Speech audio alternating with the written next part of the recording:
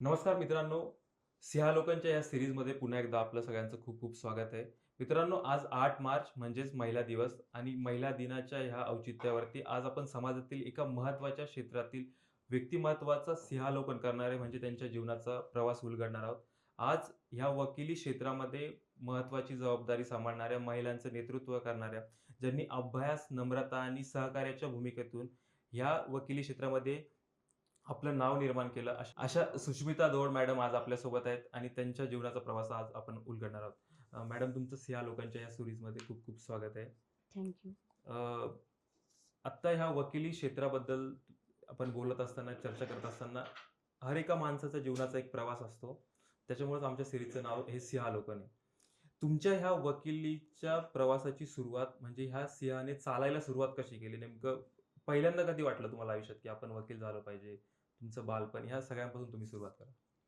मी लहान असताना घरात जेव्हा अशा चर्चा व्हायच्या आमच्या सगळ्यांच्या, हं, म्हणजे माझे आई-वडील, बहीण, एखादा असा काही विषय निघायचा. म्हणजे माझा स्वभाव मुळातच थोडासा असा शांत आहे. हं. पण जिथे गरज असेल तिथे मी पटकन उत्तर देते आणि एका पॉइंटमध्ये उत्तर बरं. देते. लहान असताना पण तसंच घडायचं. हं, मग माझी आई आणि पप्पा कधी-कधी म्हणायचे, "बरोबर वकिली पॉइंट हाणते ही." हं, मग ते आणि एक क्रेज होती त्या म्हणजे असं थोडंसं म्हणजे सीरियल वगैरे पाहताना हं, वकिली क्षेत्राबद्दल क्रेज पण होती हं, आणि बोलताना सतत असं आई-वडिलांकडून, बहिणींकडून एक पॉइंटशीर बोलते. हं. असं मग ते म्हणजे माझ्या मनावर पण ते बिंबत गेलं, की आपण वकील व्हायला हवं ओके. आणि माझ्या वडिलांनाही असं वाटायचं, की मी वकील व्हावं. हं, हं. असं एकंदरीत मग ते मी जवळपास 8वी ला असतानाच मी फिक्स केलं होतं, की आपल्याला वकील व्हायचं. अच्छा. म्हणजे बालवयात जे म्हणजे बालवयात. फार असं हं. कमी होतं, की लहानपणी मुलगा म्हणतो मला पोलीस व्हायचं, काहीही सांगतो. हो, पण ते हो, फार असं कमी होतं, की तो आयुष्यात ते प्रोफेशन हो, निवडतो. तुमच्या बाबतीमध्ये तसं झालंय, की तुम्ही ते खरोखर तसं करून हो. दाखवलं आयुष्यामध्ये. बरं, आज सुरुवातीलाच मला एक प्रश्न विचारायचा आहे तुम्हाला, की एक मुलगी म्हणून लग्न झाल्यानंतर माणूस आयुष्यात मुलगी हे नाव चेंज होतं तिचं लग्न घरी गेल्यानंतर. तर हो. तुमच्या बाबतीमध्ये तुम्ही वडिलांचं नाव आजही ह्या क्षेत्रामध्ये कायम ठेवून येते. याच्याबद्दल काय कहाणी आहे? याच्याबद्दल काय आहे. सांगाल? त्याच्यामागे पण माझा एक विचार आहे. हं, अ, आम्ही 4 बहिणी होतो. हं, म्हणजे आहेत आम्ही 4घी बहिणी.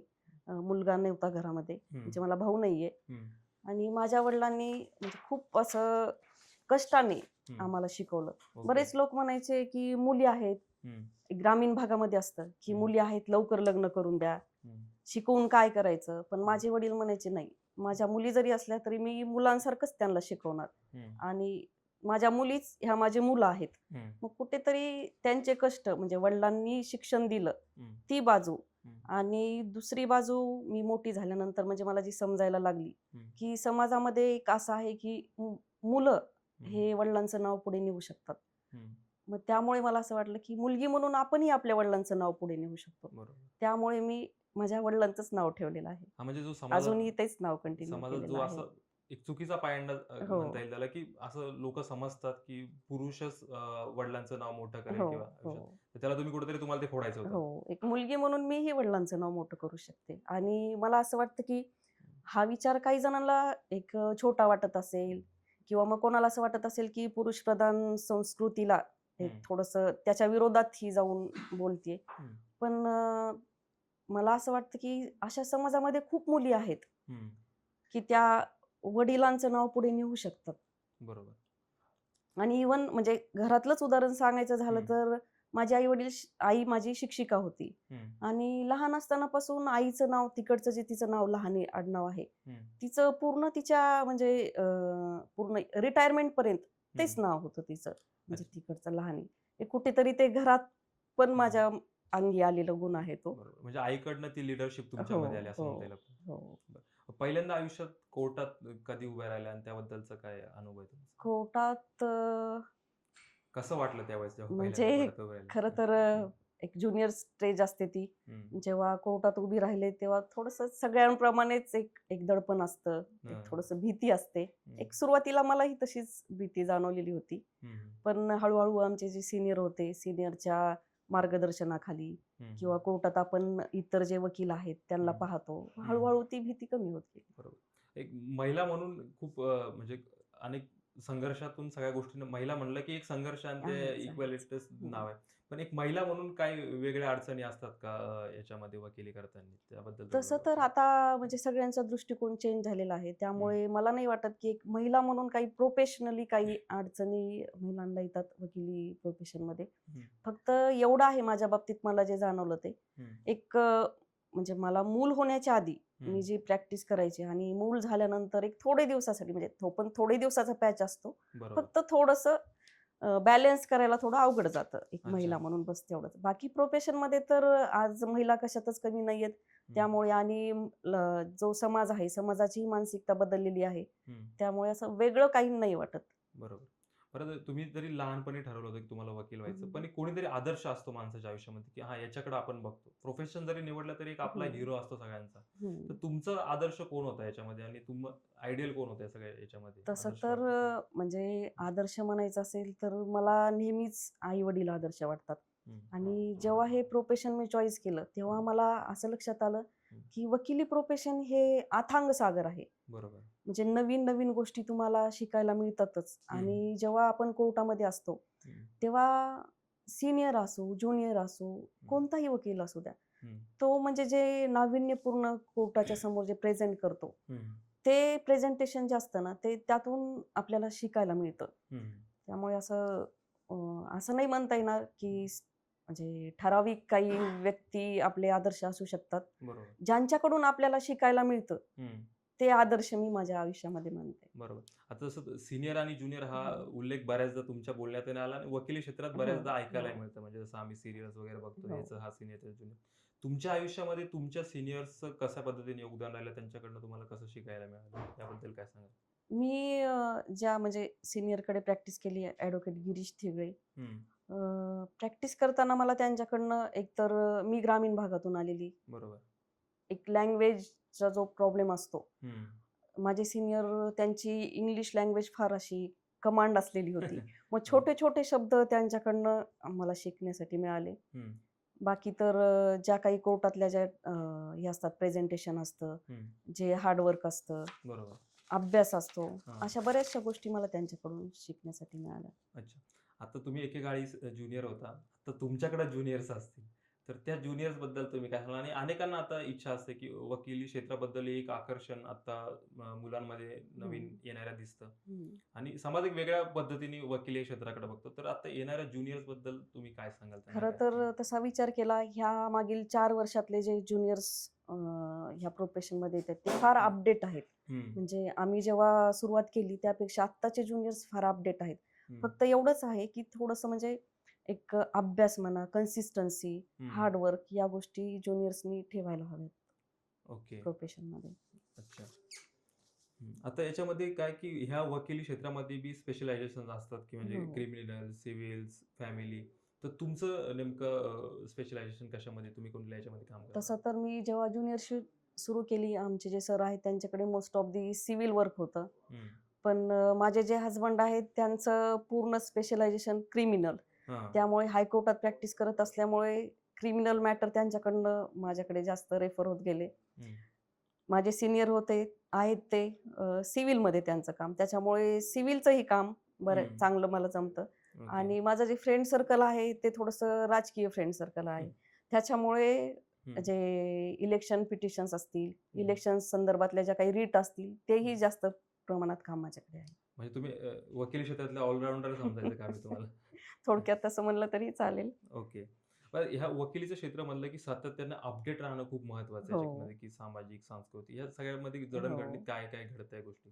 तर याच्याबद्दल तुम्ही स्वतः काय प्रॅक्टिसेस फॉलो करता आणि एकंदरीत या या सगळ्याबद्दल काय सांगाल? याच्यामध्ये अपडेट प्रोफेशनली जर विचार केला, हं, कोर्टामध्ये प्रेझेंटेशन असेल, हं, यासाठी नवीन-नवीन जजमेंट असतील, हं, ते रोज रीड करणं, हं, पुस्तक वाचणं हं, आणि म्हणजे एक आपलं जे प्रोफेशन आहे, हं, हं, प्रोफेशनमध्ये जर आपलं प्रोफेशन वाढवण्यासाठी हं, सोशियल असणं, हं, बाकी तुमचे पर्सनल रिलेशन मेंटेन करणं, या हं. गोष्टी फार मॅटर करतात. बरोबर. आता तुमचे सीनियर्स असतील किंवा सहकारी असतील, याच्यामध्ये वेगवेगळ्या ऐतिहासिक केसेस असतील, या सगळ्यामध्ये कोर्टमध्ये खूप चर्चा वगैरे होतात असतात. हं. त्या त्या संदर्भाने तुम्ही कसं बघता का? काय सांगाल? तुमचे काही अनुभव असतील त्या संदर्भात?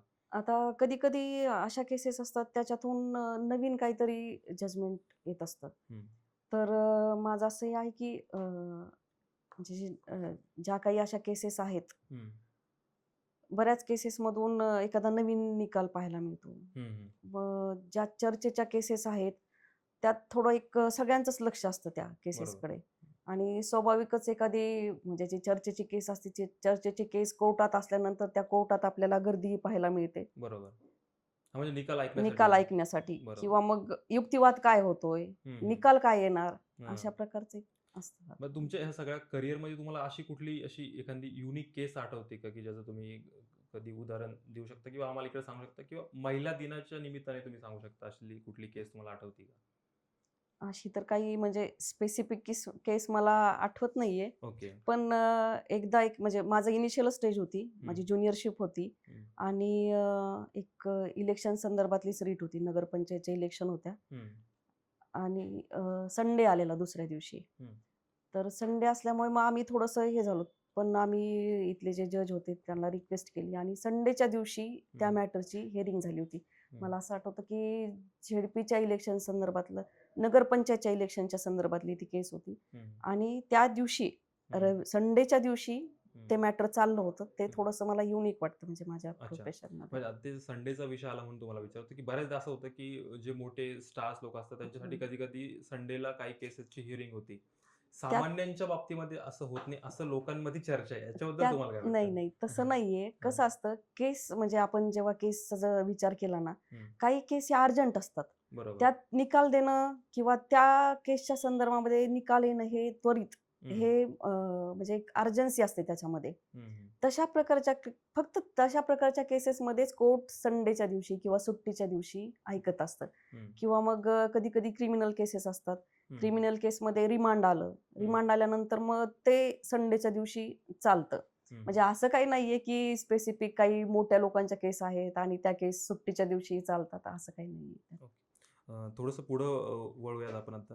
बार कल्चरबद्दल कसं म्हणजे बार काउन्सिलिंग असेल किंवा हे सगळे महत्त्वाचे पार्ट आहे वकिली हं, क्षेत्रातले. हं, याचं कल्चर कसं असायला पाहिजे किंवा एकंदरीत त्याचं काम कसं चालतं या संदर्भाने तुम्ही कसं सांगाल? एक या संदर्भात मला असं वाटतं, की जेव्हा म्हणजे एक आमचे जे वकील संघ असतात, हं, यामध्ये ज्युनियर वकील जे आहेत, हं, म्हणजे नवीन येणारे जे आहेत हं, कोर्टामध्ये, हं.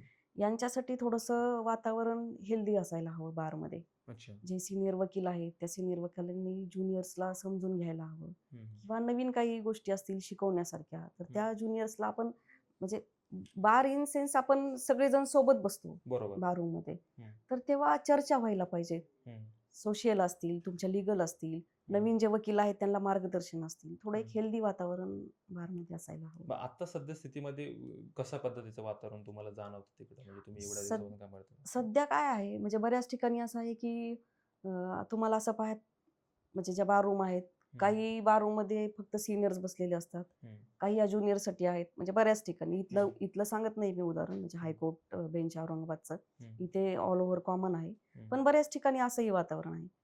ओके. तर महिला दिनाच्या निमित्ताने म्हणजे न्यायव्यवस्थेत महिलांची भूमिका कशी बघता तुम्ही या सगळ्या ह्याच्यामध्ये आता? सध्या जर आत्ताचा जर विचार केला तर अगोदरपेक्षा मला असं वाटतं, की महिला हं, ह्या प्रोफेशनमध्ये हं. जास्त आता येत आहेत. ओके. आ आधीच्या तुलनेमध्ये. आधीच्या तुलनेमध्ये. अच्छा. आणि मुळात सध्याच्या ह्याच्यामध्ये लॉकडे पाहण्याचा दृष्टिकोन चेंज झालेला आहे हं, लोकांचा. त्यामुळे जे यूथ आहे, महिला असतील, या हं. जास्त प्रमाणामध्ये प्रोफेशनमध्ये येत आहेत. ओके. आणि दुसरं म्हणजे महिला ह्या थोड्या संवेदनशील असतात. हां.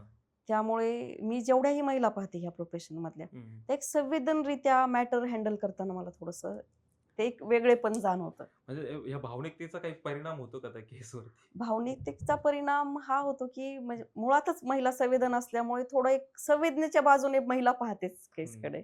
अच्छा. पण ते न्यूट्रल म्हणून बघितलं पाहिजे ना? नाही, नाही. हां, न्यूट्रल म्हणून संवेदना इन केस कशी? हां. म्हणजे आपल्याकडे पक्षकार आलेला आहे. आपल्याला त्याला न्याय द्यायचाच आहे. बरोबर, ती बरोबर. जी संवेदना असते ती जाणवते मला. अच्छा. तर आता हे नवीन येणाऱ्या वकिलांसाठी तुम्हाला चॅलेंजेस काय वाटतं या क्षेत्रामध्ये? नवीन जे वकील आहेत ना, त्यांच्यासाठी चॅलेंजेस आता एकतर वकिलांची संख्या वाढलेली आहे. हं, वाढती वकिलांची संख्या पाहता जे लिटिगेशन्स आहेत, हम्म, लिटिगेशनचं प्रमाण काही ठिकाणी कमी दिसतंय. हम्म, त्यामुळे जे नवीन वकील आहेत ना, यांनी प्रोफेशनमध्ये फक्त सिव्हिल, क्रिमिनल हम्म, यातच अडकून न राहता, हम्म, आता कॉर्पोरेट क्षेत्र आहे, हम्म. त्यानंतर आर्बिट्रेशन आहे. जे नवीन संधी आहेत त्याच्याकडे लक्ष देणं थोडंसं गरजेचं आहे. हे तर म्हणजे ह्या तुम्ही सांगितलं, पण वैयक्तिक स्वतःमध्ये त्यांनी काय स्किल, आता नवीन जे शिकणार आहे त्यांच्यासाठी वैयक्तिक काय स्किल त्यांनी अडॉप्ट केल्या पाहिजे याबद्दल तुम्हाला वाटतं? सध्याची जी जनरेशन आहे ना, या हम्म, जनरेशननी थोडंसं एक हार्ड वर्क हम्म, आणि केस लॉकडे आपल्याकडे जी केस येते त्याच्याकडे थोडंसं संवेदनेने पाहणे पण गरजेचं आहे. हम्म. प्रोफेशन आहे, पण प्रोफेशन सोबत एक इथिक्स पण पाळणं याच्यासाठी गरजेचं आहे प्रोफेशनमध्ये या. बरोबर. मग आता म्हणजे हा इथिक्सचा प्रश्न आला म्हणून मी हम्म. विचारतो, की बऱ्याचदा अशा केसेसही वकिलांकडे येतात, की म्हणजे गुन्हेगार असला तरी काय, नसला तरी काय, तर ते हम्म. असं म्हणतं की कोर्ट घातल्यानंतर त्याला काही पक्ष नसतो, की हम्म. बरोबर आहे हम्म. किंवा चूक आहे. जो आशील असतो त्यालाच करेक्ट ठरवायचं असतं. हम्म. अशा वेळेस तुमच्याकडे अशी केस जर कधी आली तर तुम्ही कशा पद्धतीने निर्णय घेता? तुम्हाला असं माहिती आहे की आता आपला आशील आहे तोच गुन्हेगार आहे. हम्म. हम्म. अशा पद्धतीत तुम्ही कसं आता हँडल करता सगळ्या गोष्टी? या बाबतीत कसं आहे, म्हणजे बऱ्याच जणांना असं वाटतं वकिलांकडे केस आली, वकील केस घेऊन टाकतात. हां. पण यात पण थोडंसं एक जनरल आपण जर पाहिलं ना, तर हं. मला असं वाटतं की मला माहिती आहे, हं. समजा एखादी रेपची केस आहे. हं. त्या रेपच्या केसमध्ये माझी एकतर म्हणजे माझं सिव्हिल सुरुवात झाल्यामुळे हं. मला पटकन ती केस नाही घ्या वाटत. बरोबर. जेव्हा मला माहिती असतं की हं. नाही इथे हा प्रकार घडलेला आहे, हं. तेव्हा एक नैतिकता म्हणून मी ती केस घेत नाही. बरोबर. मग आता महाराष्ट्रामध्ये रिसेंटली बऱ्याचशा अशा घटना घडल्या, म्हणजे पुण्यातलं याचं ते हगवण्याचं प्रकरण असेल हं, किंवा हं, याच्यामध्ये असं बघितलं की ज्यांनी म्हणजे जो गुन्हेगार वाटतोय समाजाला, जो हं, आरोपी हं. वाटतोय, त्याची केस घेणाऱ्या बऱ्याच वकिलांना ट्रोल केलं हो, गेलं. हो, तर हो. ह्या घटनांकडे तुम्ही कसं बघता? कसं आहे, हं. एकतर जेव्हा एखाद्या प्रकरणाचं मीडिया ट्रायल होतं, हं. त्यावेळेस माणसं जनरल पब्लिक ही म्हणजे नाण्याची एकच बाजू पाहते, हं. जी मीडिया समोर चालते. बरोबर. पण नाण्यालाही 2 बाजू असतात. हं. आणि वकील म्हणून ॲज अ प्रोफेशन म्हणून आपण जेव्हा एखाद्या वकिलांचा विचार करतो, हं. तेव्हा आपल्यासमोर जी केस आलेली आहे, आपण हं. केस हातात घेण्यापूर्वी विचार केला पाहिजे. हं. पण जेव्हा केस आपल्या हातात येते, तेव्हा मला असं वाटतं की पूर्ण आपण ताकदीने हं. त्याच्यामध्ये न्याय देण्यासाठी एक वकील प्रयत्न करत असतो. ओके. म्हणजे आता हा प्रश्न आला, म्हणजे ह्यात चर्चा झाली म्हणून हं. तुम्हाला विचारतो, की लोकांना असं वाटतं की वकील खूप पैसे कमवतो. असं असं काही नाही आहे. हां. वकील ठीक आहे, म्हणजे वकील प्रत्येकच प्रोफेशनमध्ये हं. व्यक्ती पैसे कमवत असतात. बरोबर. वकिली प्रोफेशन तसंच आहे, पैसे कमवतात. हं. पण हं. काही वेळा अ, वकील संवेदनशील असतात. हं. काही जेव्हा लक्षात येतं, की आपला जो क्लायंट आहे, क्लायंटकडे पैसे नाहीयेत, हं. हं. त्यावेळेस वकील कमीच फीस घेतात. बरोबर. पण एक जो हां. दृष्टिकोन झालेला आहे, हां. तो आता चेंज नाही करू शकत आपण. ओके. पण ॲक्चुअलमध्ये असं काही नाही म्हणजे. असं काही नाहीये. बरोबर. क्लायंट पाहूनच वकील फीस ठरवत असतो. बरोबर. मराठी किंवा हिंदी चित्रपटामध्ये आम्ही बऱ्याचदा बघतो, वकिलीचं क्षेत्र आलं कोर्ट रूममध्ये तारीख पे तारीख, तारीख पे तारीख, म्हणजे सनी देओल असेल, मकरंद अनासपुरे यांच्या चित्रपटामध्ये बघायला मिळतं. तुमचा काय अनुभव आहे या सगळ्याबद्दल? काय आहे माहिती का? हं. म्हणजे ॲज अ जनरल पब्लिक म्हणून आपण जेव्हा विचार करतो तारीख पे तारीख, तारीख पे हं. तारीख. हं. पण ॲक्चुअल कोर्टामध्ये जेव्हा आपण असतो ना, हं. कोणताही जज विनाकारण डेट वाढवत नाही आणि कोणताही वकील विनाकारण तारीख वाढवत नाही. कारण हं. वकिलांवरती पण प्रेशर असतं. हं. आता मी जेव्हा एखादं मॅटर चालवते, माझ्या हातात नसतं. कधी-कधी जजकडनं ॲडजस्टमेंट येते, हं. कधी से आलेला नसतो. हं. अशा वेळी मग क्लायंटला वाटतं, की अरे मॅडम तर तारीख वाढवत आहेत. हं. कधी असं होतं एखादे जज आहेत, हं. अ, त्यांचं त्या ह्याच्यावरती स्टडी झालेला नसेल किंवा हं. अजून काही त्यांना नवीन अपडेट त्यात पाहायचं असेल, बरोबर. तेव्हा तारीख वाढवली जाते. हं. इंटेन्शनली जजकडूनही तारीख वाढल्या जात नाही आणि वकिलांकडूनही तारीख वाढल्या जात नाही. अच्छा. पण आहेत काही गोष्टी आता म्हणजे मग ह्या दुर्दैवाने पसरलेल्या. ह्याला जोडून एक प्रश्न होता, की अजून हे बोलला होता, की कोर्टला सुट्ट्या खूप असतात. वकिलांना सुट्ट्या बऱ्याचशा मिळतात. याबद्दल काय नेमकं याचं ॲक्चुअलमध्ये? काय आहे, हं. एकतर ज्या आपल्या सॅटर्डे संडेच्या सुट्ट्या आहेत, आता हायकोर्टला एव्हरी सॅटर्डे संडे सुट्टी असते. हां. डिस्ट्रिक्ट कोर्टला 3rd आणि 4th हं. 2nd आणि 4th सॅटर्डे सुट्टी असते. ओके. आणि बाकीच्या ज्या सुट्ट्या आहेत, बाकी तर मग आपल्या ज्या इतरांना सुट्ट्या असतात त्याच सुट्ट्या आहेत. तेवढं. म्हणजे म्हणजे एक्स्ट्रा हाही सुट्ट्या फक्त गैर एवढं आहे, हं, की वकिलांना असं काही बंधनकारक नाहीये, की तुम्ही रोज कोर्टात आलंच पाहिजे. बरोबर. ज्या दिवशी माझा मॅटर असेल, त्या दिवशी मी कोर्टात जाते. मला असं एखाद्या दिवशी वाटलं आज मॅटर नाही, आज कोर्टात नाही जायचं, हां, तर ते ऑप्शनल आहे माझ्यासाठी. बरोबर. ॲक्चुअल सिनेमामध्ये दाखवलं जाणारं कोर्ट आणि रिअल लाईफमध्ये असणारं खूप कोर्ट यात फरक आहे. यात या फरकाबद्दल काय सांगाल तुम्ही? यात काय? खूप फरक आहे. हं, ते सिनेमातलं जे कोर्ट असतं, त्यात असं फार असं रंगून, चढवून असं दाखवलेलं असतं हं, किंवा ते ऑर्डर बरोबर. हे जे बेसिक म्हणजे आपलं सिनेमा म्हणलं की लोकांच्या समोर तेच नजरेत येतं कोर्ट. हं, पण असं काही कोर्टात नसतं किंवा मग फार आवाज चढवून, जजनी आवाज चढवलेला आहे, हं, वकिलांनी फार आवाज चढवून बोललेला आहे. पण एवढे पोलाईट सबमिशन असतात हं. वकिलांकडून कोर्टाच्या समोर. ओके. खूप डिफरन्स आहे हं, दोन्ही लाईफ याच्यामध्ये. बरोबर. तर लहानपणी एक स्वप्न बघितलं तुम्ही वकील होण्याचं. स्वप्न पूर्ण झालं वकील झाल्याचं. आता याच्या पुढचं काय स्वप्न आहे? याच्या पुढचं स्वप्न तर आहे ही वकिली व्यवस्थित करणं. हं, अजून याच्यामध्ये वकिली वाढली पाहिजे हं, आणि दुसरं थोडंसं सोशल टच असल्यामुळे हं, म्हणजे आत्ता एक ही स्टेज आलेली आहे. आता पैसा बऱ्यापैकी कमवत आहोत. हं, पण जिथे खरंच न्यायाची गरज आहे, हं, तिथे मी कमीत कमी फीस घेऊन ते हं. मॅटर चालवलं आता इथून पुढे. राजकारणात जाण्याची काही इच्छा आहे?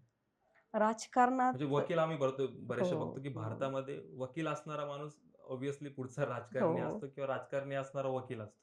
राजकारण तसं तर म्हणजे माझाही इंटरेस्ट होता राजकारणामध्ये. हां. पण जेव्हा वकिली व्यवसायाला सुरुवात केली, हं, तेव्हापासून थोडंसं नाही ठीक आहे म्हणजे प्रोफेशन आपलं चांगलं आहे. हं, एकतर अगोदरपासूनच वकिली या क्षेत्रामध्ये इंटरेस्ट होता. हं, पण एक असतो वकील. हं, वकिलाला म्हणजे मेजॉरिटी राजकारणी लोकं हे ॲडव्होकेट्स आहेत. हं, एक तो जो टच आहे दोन्ही प्रोफेशनचा हं. पाहू बरं भविष्यामध्ये. ह्या वकिलीतही राजकारण असतं का?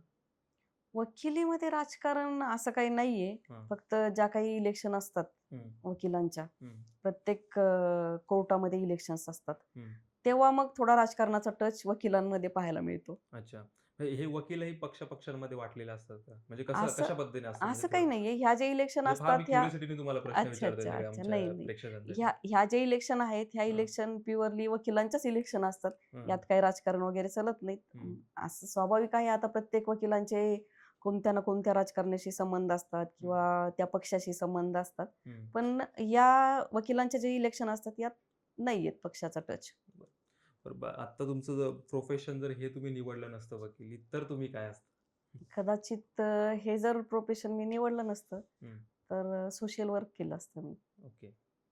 तर आत्ता जे नवीन मुलं आहे ज्यांना ह्या वकिली क्षेत्राकडे येऊ वाटतं, तर त्यांना तुम्ही काय मेसेज द्याल? काय त्यांना सांगाल? तुमचा अनुभव काय सांगाल या सगळ्यामध्ये? ज्यातून तुम्ही म्हणजे ज्या गोष्टी हं, आपल्याला अडचणींना सामोरं जावं लागतं, हं, तुम्हाला असं वाटतं की ह्या गोष्टी आपल्याकडनं चुकल्या ज्या हं. आपल्या ज्युनियर्सकडनं चुकवल्या, बरोबर आहे. त्याबद्दल तुम्ही काय सांगाल? खरं तर माझी म्हणजे मला तर आधीच ठरवलेलं होतं मी आपल्याला वकील व्हायचं. हं, पण थोडंसं मी जेव्हा कॉलेज जीवनात होते ना, हं, कॉलेज जीवनामध्ये असताना एक तुमचं सेकंड इयर, थर्ड इयर झाल्यानंतर तुम्ही हं, नक्कीच इंटर्न म्हणून काम करायला हवं हं, हं. वकिलांकडे. जे ओके. सीनियर वकील आहेत त्यांच्याकडे. कारण तुम्हाला कोर्टात आल्यानंतर जो तुमचे 2-3 वर्ष जाणार आहेत अनुभव घेण्यामध्ये, हं, ते अनुभवाचे वर्ष हे तुमचे कॉलेजला असतानाच होऊ शकतात. हं, हं. कारण कॉलेज हाल्फ टाईम असतं कुठलंही. म्हणजे बरोबर. कोणत्याही लॉचं कॉलेज हे हाल्फ टाईम असतं. हं, त्यानंतर तुम्ही एक कोर्टात जाणं हं. आणि ऑफिस जॉइन करणं हे गरजेचं आहे. जेणेकरून तुम्ही लवकर या प्रोफेशनमध्ये सेटल होऊ शकतात. बरोबर. मला म्हणजे तुम्ही ग्रामीण भागातनं आला. आजच्या घडीला तुम्ही जरी म्हणजे तुम्हाला मी हं, खरंच सॅल्यूट करतो, की तुम्ही अशा भागातून येऊन वकिली करताय. पण आजही तुम्ही ग्रामीण भागातील शिक्षणाची परिस्थिती बघितली हं. आणि त्यातल्या त्यात जर तुम्ही महिलांची परिस्थिती बघितली, तर खूपच अडचणीची आहे. हो. तर ह्या अडचणीकडनं तुम्ही कसं बघता आणि त्या महिलांना तुम्ही कसं मोटिव्हेट कराल समोर शिक्षणासाठी, ना की फक्त वकिलीसाठी? म्हणजे महिला दिनाच्या हं, निमित्ताने हा प्रश्न खूपच हं. मला महत्त्वाचा वाटतो. खरं तर एक आता असं वाटतं, की पहिल्यासारखी परिस्थिती राहिलेली नाही. आधी जी होती मुलींच्या बाबतीमध्ये, शिक्षणाच्या बाबतीमध्ये. हं, पण दुसरी एक बाजू सांगते मी. हं, आज प्रत्येक आई-वडील मुलींना शिकवत आहेत. हं, पण एक समजा ग्रॅज्युएशन असेल हं, किंवा जे काही क्षेत्र निवडलेलं आहे हं, तिथपर्यंत. पण त्याच्या पुढे जाऊन मला एक असा आत्ता अनुभव असा येत आहे, की हं, समजा आता मी लॉ फील्डमध्ये आहे. हं, माझ्या क्लासमधल्या ज्या काही मुली होत्या लॉ फील्डमधल्या, हं. त्यातल्या खूप कमी मुली ह्या प्रॅक्टिसमध्ये आहेत. ओके. त्यामुळे मला असं वाटतं, की पॅरेंट्स जे आहेत, हं, तुम्ही शिक्षणाबरोबरच त्या शिक्षणाचा उपयोग मुलींच्या आयुष्यामध्ये व्हायला हवा. फक्त यासाठी आपण पॅरेंट्सलाच आपण आव्हान नाही करू शकत. पण ती मुलगी लग्न होऊन ज्या घरामध्ये जाते त्या घरातले तिचे सासू सासरे असतील, तिचा जो नवरा आहे, या सगळ्यांनी जर मुलींना समजून घेतलं, त्यांनी जे शिक्षण घेतलं आहे त्या शिक्षणाला समजून घेतलं आणि त्यांना जर तुम्ही एक प्रोफेशन मध्ये जाण्याचं जर फ्रीडम दिलं तर ते अजून चांगलं राहील. तर आजही समाज आपला म्हणजे जरी मुलींना शिकवलं तरी शिक्षणानंतर त्या किती त्या प्रोफेशन मध्ये पुढे जातील याबद्दल खूपच आजही हो, म्हणजे आहे प्रश्नचिन्ह आहे उपस्थित आहे. आहे म्हणजे त्यांना आहे. शिकवायचं तर छान लग्न व्हावं याच्यासाठी शिकवायचं. बरोबर आजही ग्रामीण भागात परिस्थिती दिसते. बरोबर आहे. मी माझंच उदाहरण देते तुम्हाला. मी जेव्हा कोर्ट जॉईन केलं तेव्हा एकतर म्हणजे लोकांचा असा दृष्टिकोन आहे की एखादी मुलगी प्रोफेशन मध्ये आली, शिक्षक असू द्या, वकील असू द्या, डॉक्टर असू द्या, पैसा कमवणे आणि पॅशन असणे यात फार फरक आहे. आणि जरी एखाद्या लेडीजला वाटत असेल की आपण पुरुषांच्या बरोबरीने पैसा कमवला पाहिजे तर त्यात वावगं काही नाहीये. पण लोकांचा जो दृष्टिकोन आहे ना की आपल्याला काय कमी आहे, एक लग्न झाल्यानंतर आपल्या घरात काय कमी आहे की तुला काम करण्याची गरज आहे, ही मानसिकता कुठेतरी आता चेंज व्हायला पाहिजे. बरोबर. ह्या महिला दिनाच्या निमित्ताने तुम्ही ज्या इतरही महिला आहेत त्यांना काय मेसेज द्याल? आणि म्हणजे एक प्रश्न माझा या निमित्ताने मध्येच राहून गेला, की आपल्या ज्या महिला असतील म्हणजे सावित्रीबाई फुले असतील, जिजाऊ असतील, रमाई असतील, ह्या ह्या महिलांचा आदर्श असायला पाहिजे किंवा यांच्याकडं महिलांनी बघायला पाहिजे. तुम्ही यांच्याकडे कसं बघता आणि आजही समाजात त्याच पद्धतीचा संघर्ष महिलांच्या बाबतीत आजही आहे? महिलांच्या बाबतीमध्ये संघर्ष आहे, पण मला असं कुठेतरी वाटतं, आता तुम्ही म्हणजे नाव घेतलं जिजामातांचं, सावित्रीबाई फुलेंचं, रमाईंचं, तर महिला म्हणून जेव्हा आपण शिक्षण घेतो ना त्या शिक्षणाचा आदर्श आपल्या ह्या जिजामाता असायला पाहिजेत, सावित्रीबाई असायला पाहिजेत, आपल्या झाशीची राणी लक्ष्मीबाई असायला पाहिजेत. म्हणजे त्यांनी त्या काळामध्ये, आता आपण जर जिजाबाईंचं उदाहरण घेतलं तर त्या काळामध्ये स्वराज्य जरी शिवाजी महाराजांनी स्वराज्य निर्माण केलं असेल तरी पण त्यांना मार्गदर्शन करणारे आणि प्रत्येक निर्णयामध्ये एक मार्गदर्शन करणाऱ्या ह्या जिजामाता होत्या. बरोबर. त्यानंतर सावित्रीबाई फुलेंचं जर आपण पाहिलं तर म्हणजे मुलींना शिक्षण तर शक्यच नव्हतं, जे की त्यांच्यामुळे आज आपल्याला शिक्षण मिळालेलं आहे. पण कुठेतरी मला असं वाटतं की सध्याच्या ज्या महिला आहेत ना, बऱ्यापैकी म्हणजे सगळ्याच महिला नाही, पण आपल्या ज्या संघर्षातून महिलांनी आपलं एक ओळख निर्माण केलेली आहे, कुठेतरी आज महिला ह्या त्या स्त्रियांना विसरत आहेत. खरं तर आपण त्यांना आदर्श मानलं पाहिजे. बरोबर. वकिली करत असताना एक वकील म्हणलं की सतत आर्ग्युमेंट, चर्चा, डिबेट याचा घरावरती कशा पद्धतीने परिणाम होतो का? किंवा घरातही म्हणजे तशी चर्चा, आर्ग्युमेंट्स होत राहतात? असं असं काही नाहीये. आता प्रोफेशनच्या जागी, घर घराच्या जागी असतं आणि आम्ही दोघेही वकील आहेत. त्याच्यामुळे असं मला कधी नाही वाटत. नाही नाही, मला नाही असं वाटत की असं विनाकारण कुठल्या गोष्टीवरून आर्ग्युमेंट्स होतात. असं काही होत नाही परिणाम. एक महिला दिनानिमित्त पण एक असतं आपली बाजू पटवून देण्याचं, ते होतं. एक वकील आणि एक आई म्हणून एक भूमिका निभावावी लागते. तर आई म्हणून दौड मॅडम कशा आहेत? खरं तर म्हणजे सुरुवातीला माझं असं होतं की ठीक आहे, म्हणजे माझी प्रेग्नन्सी राहिली कोविडच्या काळामध्ये, त्यामुळे मी काही 9 महिन्यापर्यंत काम नाही करू शकले. बरोबर. आणि नंतरची जे माझी मानसिकता होती की एक 6 महिन्याच्या नंतर मी माझ्या प्रोफेशनला सुरुवात करेल. पण झालं असं की आम्ही दोघेच इथं राहिला, मुलाला सांभाळायला कोणी नाही आणि एक नॅचरलच एक जेव्हा स्त्री आई होते ती नॅचरलच एक इमोशनल बनून जाते. बरोबर. त्यामुळे मी पूर्णपणे 3 वर्ष मी माझ्या मुलासाठी दिलेले होते. आणि आज असं वाटतं की कुठेतरी ते योग्यच केलेलं आहे, कारण हा वेळ परत येणार नाही जो मी माझ्या मुलासोबत स्पेंड केलेला आहे. पण नंतर मी जेव्हा बाहेर पडले तेव्हा एक म्हणजे त्या प्रोफेशन मध्ये मी ऍज अ ॲडव्होकेट म्हणून तिथं मी माझं पूर्ण देते आणि घरी आल्यानंतर माझ्या मुलासाठी मी पूर्ण देते आणि हे बॅलन्स ठेवणं गरजेचं आहे महिला म्हणून. बरोबर. पण आता मुलांनाही समोर वकिली करावी असं वाटतं का? तुम्ही त्यांचं प्रोफेशन त्यांना निवडण्याचा अधिकार दिला जसं तुम्हाला मिळालं तसं? त्याला त्याच्या आयुष्यामध्ये जे करायचं ते त्यानं करावं. फक्त एवढंच आहे, त्यानं स्वतःचं नाव व्यवस्थित ठेवावं आणि एक काय म्हणता येईल, एक सामाजिक जाण ठेवून त्याने त्याच्या आयुष्यामध्ये काहीही बनावं. बरोबर. आता म्हणजे सामाजिक जाणीवेचा प्रश्न आला म्हणून महाराष्ट्राबद्दलचा एक प्रश्न मला विचारला पाहिजे, की शाहू फुले आंबेडकरांची परंपरा असणार आपला महाराष्ट्र हं. आणि त्यात शाहू फुले आंबेडकरांचं खूपच महत्त्वाचं योगदान या महिलांच्या लढ्यातही राहिलेलं आहे. तर याच्याकडे तुम्ही कसं बघताय हे सगळं शाहू फुले आंबेडकरांच्या खरं तर विचारधारेकडे किंवा यांच्याकडे सगळं? खरं तर काय झालेलं आहे, शाहू फुले आंबेडकर ही विचारधारा आपण आज मानतोय. आज प्रत्येक व्यक्ती म्हणतो, की मी या विचारधारेला घेऊन पुढे जातोय. पण कुठेतरी एक ना म्हणजे मला आज समाजामध्ये फिरताना असं जाणवत आहे, की आपण फक्त कुठेतरी एक नाव घ्यायचं म्हणून हं. किंवा काही व्यक्ती राजकारणासाठी शाहू फुले आंबेडकरांचं नाव घेत आहेत. पण प्रत्यक्ष जेव्हा आपण वागतो, हं. तेव्हा एक मी थोडं स्पष्ट बोलते. हं. जेव्हा आपण फुलेंचं नाव घेतो, हं. जेव्हा आपण आंबेडकरांचं नाव घेतो, जेव्हा आपण छत्रपती शिवाजी महाराजांचं नाव घेतो, त्यावेळेस आपण ज्यांचं नाव घेतो, ती व्यक्ती सपोज जे आंबेडकरांना झालेलं आहे आज परिस्थिती अशी, जे आंबेडकरांना मानतात, त्यांनी शिवाजी महाराजांचा द्वेष करणं उचितच नाहीये. जे शिवाजी महाराजांना मानतात, त्यांनी आंबेडकरांचा द्वेष करणं उचितच नाहीये. पण आज कुठेतरी परिस्थिती अशी दिसते, की आम्ही वाटून घेतलेत. सगळे हं. महापुरुष आम्ही वाटून घेतलेत. बरोबर. आणि फक्त जेव्हा काहीतरी एक गेन करायचंय, हं. तेव्हा मात्र आम्ही सगळ्यांचं नाव एकत्रितरित्या घेतो. हं. ही परिस्थिती कुठेतरी बदलणं फार गरजेचं आहे. कारण ज्या त्यागातून त्या महामानवांनी आपल्याला जे काही पाहायला मिळालेलं आहे त्यांच्यामुळे आपण हं. खरं तर आज आपलं एक युवा पिढी म्हणून कर्तव्य आहे, हे आपण टिकवलं पाहिजे. ओके. आत्ता आपण इंटरव्ह्यूच्या शेवटाकडे वळूयात. काय मेसेज देऊ वाटतो तुम्हाला वकिलांना, समाजाला किंवा जे तुमचं एकंदरीत आयुष्य राहिलं ह्या सगळ्या गोष्टींबद्दल तुम्ही काय सांगाल? जर प्रोफेशनचा जर विचार केला, हं. तर एक असं आहे जे ज्युनियर वकील आहेत, हं. त्यांनी या प्रोफेशनमध्ये त्यांना हार्डवर्कचं एक आपली मानसिकता ठेवून या प्रोफेशनमध्ये आलं पाहिजे. बरोबर. त्यानंतर या प्रोफेशनमध्ये आल्याच्या नंतर नैतिकता ठेवून आपलं प्रोफेशन सांभाळलं पाहिजे. हं. एक सामाजिक विचार जर मी केला, हं. तर आज कुठेतरी असं वाटतंय जी सामाजिक विषमतेची जी दरी वाढत आहे, हं. ती दरी कमी व्हायला पाहिजे.